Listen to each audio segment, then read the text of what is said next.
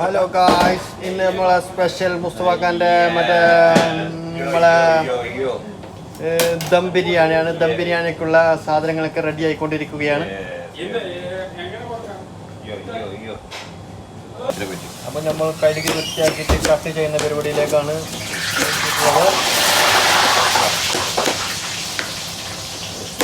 Cutting വർക്കാണ് നമ്മൾ നടന്നുകൊണ്ടിരിക്കുന്നത്.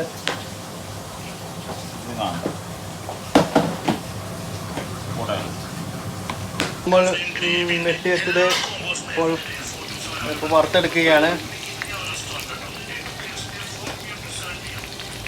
അപ്പോൾ ഉള്ളി വാട്ടുകയാണ് നമ്മൾ.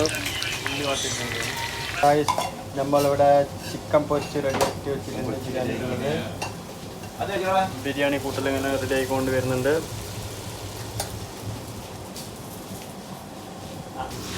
അപ്പോൾ നമ്മൾ